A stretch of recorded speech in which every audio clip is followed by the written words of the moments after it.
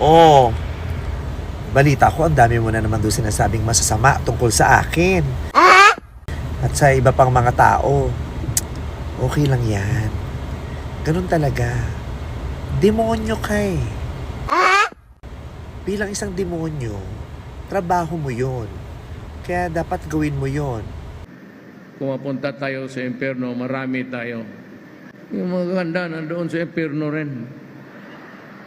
Kaya ako, pag ako ang namatay, totoo, at magkasabay tayo sa ganun,